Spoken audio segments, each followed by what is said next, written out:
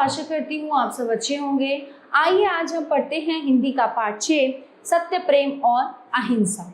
ये है भाषण के अंश। जब गांधी जी ने कभी भाषण दिया था उसके अंश यहाँ पे दिए गए हैं।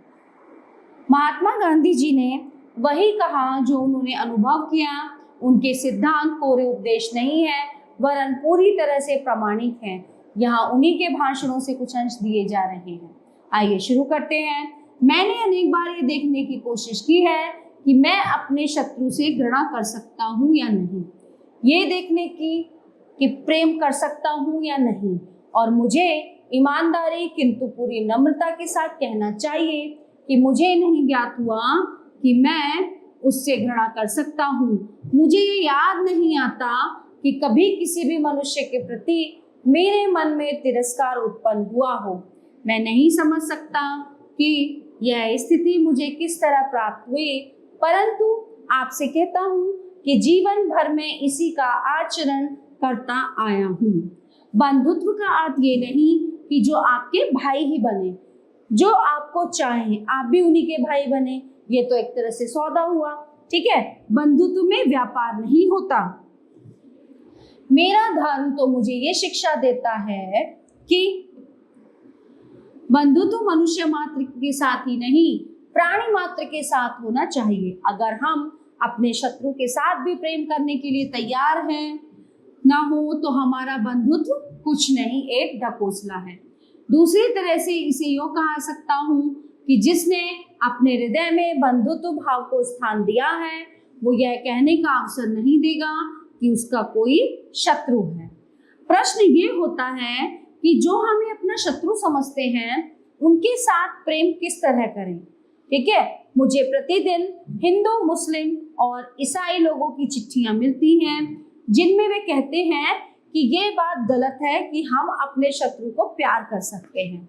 हिंदू लिखते हैं कि जो गाय हमें प्राण के समान प्रिय है उसे मारने वाले मुसलमान के साथ प्रेम किस तरह हो सकता है, और ईसाई पूछते हैं कि छुआछूत मानने वाले अछूत मानकर अपने भाइयों को दलित करने वाले हिंदुओं के साथ प्रेम किस प्रकार करें। मुसलमान लेखक पूछता है कि बुत परस्त के साथ मोहब्बत कैसे की जा सकती है।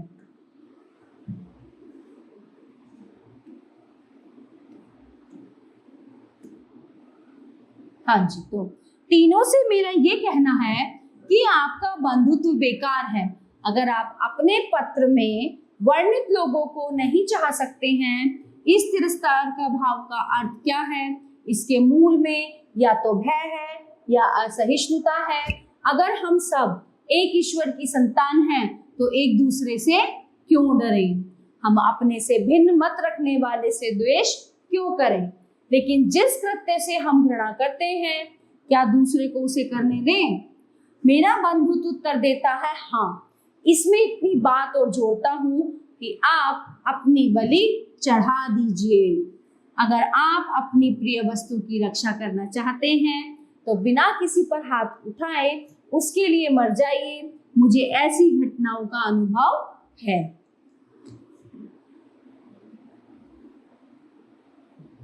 आपके अंदर प्रेम के साथ कष्ट सहने की हिम्मत हो तो आप पाषाण हृदय को भी पानी पानी कर देंगे। दुष्ट अगर आपसे सवाया हो तो आप हाथ उठाकर क्या करेंगे? वह आपको जीतकर और अधिक दुष्टता करेगा, ठीक है। दुष्टता की आग विरोध के घी से क्या और नहीं दधकती है। क्या इतिहास इस बात का साक्षी नहीं? क्या इतिहास में ऐसे उदाहरण नहीं मिलते कि अहिंसा की पराकाष्ठा पर पहुंच जाने वालों ने बड़े बड़े विकराल पशुओं को अपने वश में कर लिया? पर इस पराकाष्ठा के अहिंसा को जाने दें, इसके लिए तो महावीर शूरवीर योद्धा से भी अधिक बहादुरी की जरूरत है। और जिसके प्रति आपके मन में तिरस्कार हो उसके साथ लड़कर मर जाने के डर से बैठे रहने की अपेक्षा लड़ लेना अच्छा है। कायरता और बंधुत्व परस्पर विरोधी हैं।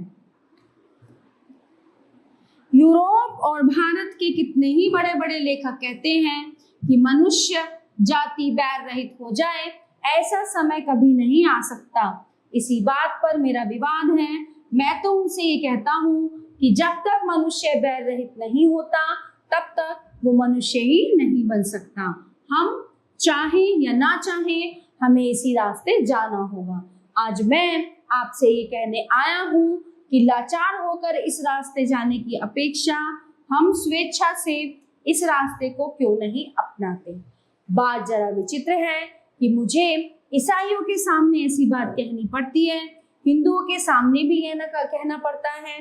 कितने ही ईसाई मुझसे कहते हैं कि ईसा का निर्भरता का उपदेश उनके केवल 12 शिष्यों के लिए था।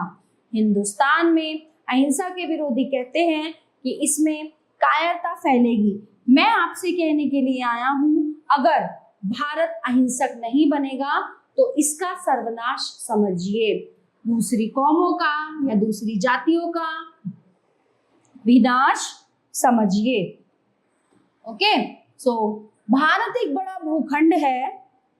अगर ये हिंसक हो गया तो दूसरों की तरह ये भी दुर्बलों पर जबरदस्ती करेगा। अगर ऐसा हुआ तो जरा परिणाम की कल्पना तो कीजिए। मेरी राष्ट्रता में प्राणी मात्र का समावेश होता है, संसार की समस्त जातियों का समावेश होता है। अगर मैं भारत को अहिंसा का कायल कर सकूं तो भारत सारे जगत को कुछ चमत्कार दिखा सकेगा। मैं नहीं समझता कि भारत दूसरे राष्ट्रों की चिताभस्म पर खड़ा होगा। मैं चाहता हूं कि ये आत्मबल प्राप्त करे और दूसरे राष्ट्रों को भी बलवान बनाए।